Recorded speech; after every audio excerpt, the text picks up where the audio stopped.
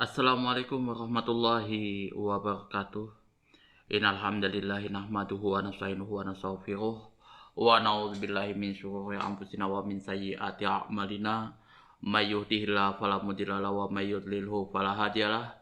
Asyhadu an la ilaha illallah wahdahu la syarikalah wa asyhadu anna Muhammadan abduhu wa rasuluh.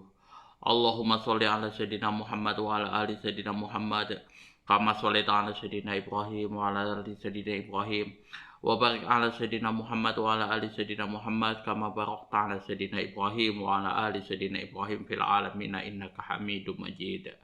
Rabbi shrah li sadri wa yassir li amri wahlul 'uqdatam min lisani yafqahu qawli amma ba'du. Hadirin hadirat jamaah kaum muslimin wal muslimat yang dirahmati oleh Allah Subhanahu wa taala. Um, Sebagaimana biasa ya, video ini kita akan membahas hadis yang berkenaan dengan kitab Bulughul Maram. Di nomor hadis 514, yang mana hadis ini membahas tentang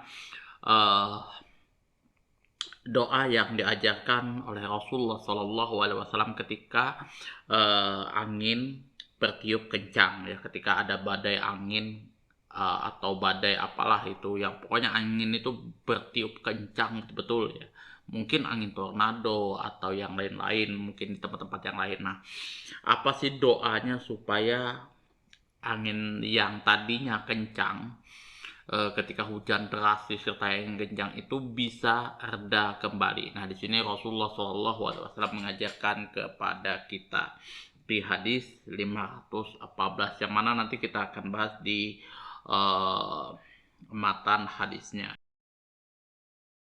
Wa an Ibnu Abbas radhiyallahu anhu qala ma habbati rihu qattu illa jasad Nabi sallallahu alaihi wasallam ala rukbatayhi wa qala Allahumma ja'alha rahmatan wa la taj'alha azaban, rawahu Syafi'i wa Tabrani. Wa an Ibnu Abbas radhiyallahu anhu, dari Abdullah bin Abbas, semoga Allah meridhoi atas keduanya,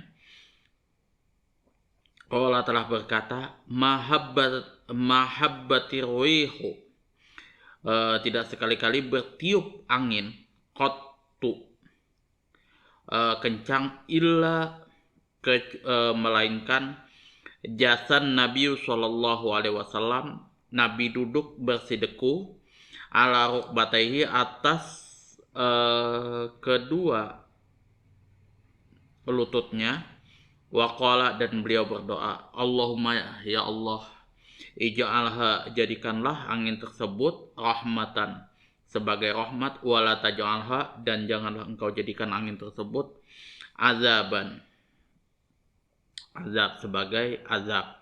Rawahu Syafi'i, hadis ini diriwayatkan oleh Imam Asy-Syafi'i, wa Tabarani, dan diriwayatkan juga oleh Imam At-Tabarani. Angin datang dari sisi Allah dengan membawa perintahnya. Ada kalanya membawa rahmat dan ada kalanya juga membawa azab. Jadi perlu teman-teman ketahui ya, bahwasanya yang namanya angin itu ya merupakan makhluk Allah, yang mana Allah yang menciptakan dan Allah yang memerintahkan apa yang Allah kehendaki. Kadang bisa membawa rahmat dan kadang juga bisa membawa azab. Sama halnya dengan hujan kayak gitu ya. Hujan itu kalau misalkan habis kemarau apa segala macam itu ya menjadikan rahmat bagi kita, karena kayak kemarin kemarau yang berkepanjangan itu lumayan ya, Sungai Mahakam sudah betul-betul surut kayak gitu. Tapi ketika sudah mulai musim hujan apa segala macam, nah mulai naik lagi air dan banjir seperti itu ya. Ada kalanya memang membawa rahmat dan ada kalanya membawa azab. Itu angin ya. Yang mana azabnya itu bukan karena Allah memang betul-betul mengazab, tidak. Sebenarnya itu rahmat sebenarnya. Tapi ketika manusia tidak mampu menyandangnya, tidak mampu menyandang, tidak mampu mengelolanya dengan baik, ya akhirnya itu menjadi petaka bagi umat manusia. Itu ya, petaka bagi umat manusia. Kayak contohnya hujan itu sebenarnya rahmat. Kayak contoh apalagi api apa segala macam itu semuanya rahmat yang Allah turunkan kepada manusia. Tapi ketika apa namanya bumi atau manusia tidak bisa menyandang, tidak bisa mengelola dengan baik, tidak sanggup menerima limpahan rahmat Allah, maka terjadi musibah seperti itu. Karena itu orang yang berakal apabila angin bertiup kencang sekali, hendaknya dia memohon perlindungan kepada Allah Subhanahu wa taala dengan berdoa dan merendahkan diri kepadanya agar dipelihara dari malapetaka yang dibawanya dan memperoleh kebaikan yang ada padanya. Ia tidak boleh mencaci angin karena angin datang berdasarkan perintah Allah Subhanahu wa taala. Jadi ya, ketika datang angin kencang, angin ribut yang mana itu membuat kita ketakutan, yang membuat rumah itu bergoyang kayak gitu kan. Nah itu ya kita nggak boleh mencaci di situ. Kita berdoa kepada Allah Subhanahu wa taala. Allahumma ja'alha rahmatan wa la taj'alha azaban. Gitu. Apabila ada angin yang sangat kencang, Nabi Shallallahu Alaihi Wasallam duduk bersideku di atas kedua lututnya. Cara duduk seperti ini menggambarkan keadaan orang yang sedang dilanda ketakutan dan bertadaruk, memohon perlindungan kepada Allah. Beliau Rasulullah Shallallahu Alaihi Wasallam di sini melakukan demikian karena mengkhawatirkan umatnya. Dan pada dasarnya hati beliau menyimpan sejuta kasih sayang kepada umatnya. Jadi apa yang Rasulullah sampaikan di sini merupakan contoh bagi umatnya. Nah, ketika datang terjadi angin kencang seperti itu, Rasulullah duduk bersimpuh memohon kepada Allah Subhanahu wa taala kayak gitu, Allahumma ja'alha rahmatan wa la taj'alha azaban. Ya Allah, jadikanlah pada angin ini sebagai rahmat, dan jangan engkau jadikan angin tersebut sebagai azab bagi kami. Itu yang Rasulullah contohkan kepada kita apabila di tempat kita terjadi angin kencang seperti itu ya. Habbatir rih di sini artinya adalah angin bertiup sangat kencang. Rih di sini merupakan isim jenis bentuk tunggal tetapi maknanya jamak. Di antaranya ada yang datang membawa rahmat dan ada yang datang membawa azab di sini ya. Jadi kalau teman-teman belajar ilmu nahu terutama di kitab Alfiyah Ibnu Aqil, syarah Alfiyah ya, kitab Nahu Ibnu Aqil di situ. Nah di situ ada disebutkan isim jenis bentuk tunggal tapi maknanya jamak di situ ya. Di situ ada yang datang membawa rahmat, ada juga yang datang membawa azab. Biasanya di sini kalau angin membawa rahmat diungkap dengan bentuk jamak di situ ya. Seperti pengertian yang terkandung di dalam firman Allah Subhanahu wa taala. Wa arsalna riyaha lawaqih. Ya, Al-Hijr ayat 222 ayat 22, dan kami telah meniupkan angin untuk mengawinkan, artinya tumbuh-tumbuhan. Ini surah Al-Hijr ayat 22. Jadi kalau misalkan angin itu sebagai rahmat, maka menggunakan jamak di situ, arwiyah di situ. Makna yang dimaksud ialah angin yang datang untuk mencakokkan puting betina ke putik betina ke putik jantan, sehingga pepohonan tersebut bisa berbuah. Ia juga datang dengan membawa awan yang mengandung air hujan. Ya, itu kalau misalkan angin tersebut datang membawa rahmat. Maka Al-Quran di sini Allah Subhanahu wa Ta'ala menunjukkan dengan makna jamak riyah di sini ya. Nah, kalau angin tersebut datang membawa azab, biasanya angin tersebut diungkap dengan bentuk mufrad atau tunggal. Seperti pengertian yang terkandung di dalam Al-Quran surah Al-Zariyat ayat 41.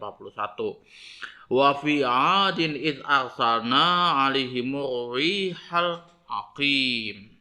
Ya. Juga pada kisah Ad, ketika kami kirimkan kepada mereka angin yang membinasakan. Ya. Wa fi 'adin, ya, pada kisah Ad id arsalna, ketika kami kirimkan alaihimu atas mereka kaum Ad, di sini arwiha angin sebagai azab, di sini al-aqim yang membinasakan. Kalau arwih di sini sudah pasti angin yang dalam bentuk azab. Kalau arwiyah itu dalam bentuk rahmat gitu ya. Yaitu angin yang tidak sedikit pun mengandung kebaikan, karena angin tersebut tidak membawa air hujan dan tidak pula mengawinkan tumbuh-tumbuhan. Angin di jenis ini dinamakan ad-dabur, yaitu angin topan, ya, puting beliung kalau di Indonesia, atau tornado, ya, gitu. Kemudian di sini jasan Nabi Shallallahu Alaihi Wasallam. Nabi Shallallahu Alaihi Wasallam segera duduk dan bersikuku di atas kedua lututnya. Nah, cara duduk seperti ini biasanya hanya dilakukan untuk orang yang sedang dilanda rasa takut dan cemas. Ya. Ini duduk bersideku, ya.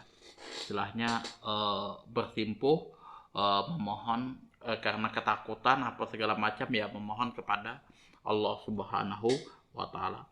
Allahumma ja'alha rahmatan wa la taj'alha azaban. Ya Allah, jadikanlah angin tersebut membawa rahmat, dan janganlah engkau jadikan angin tersebut sebagai pembawa azab.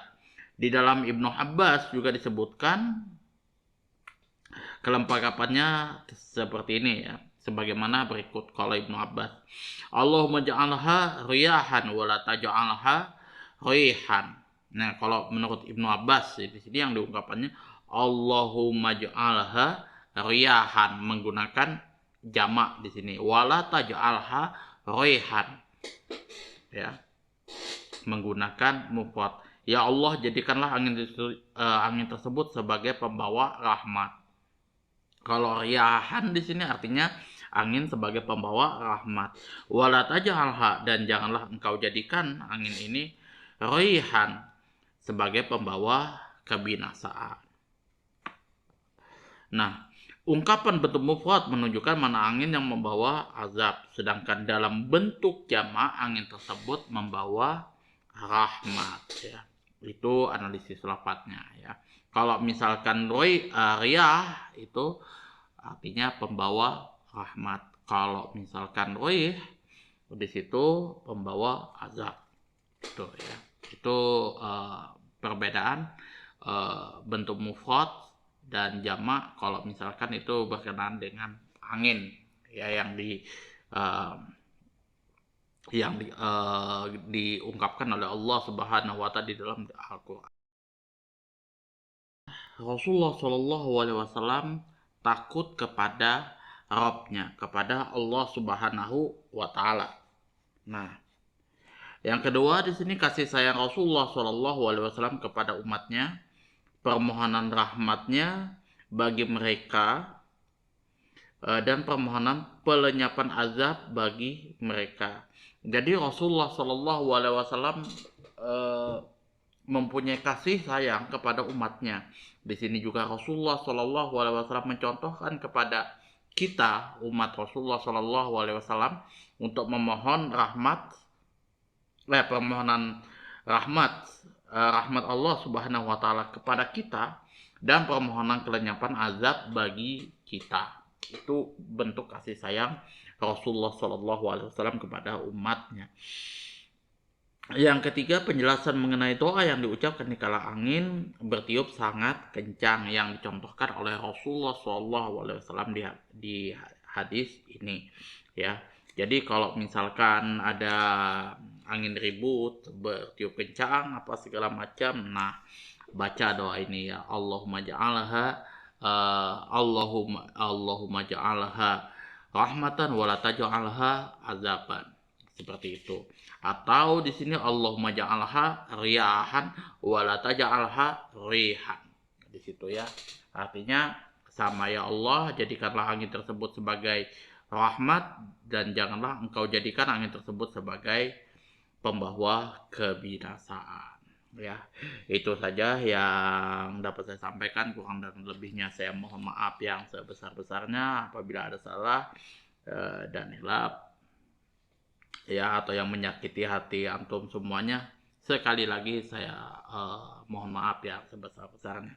Akhirul kalam wabillahi taufiq wal hidayah. Wassalamualaikum warahmatullahi wabarakatuh.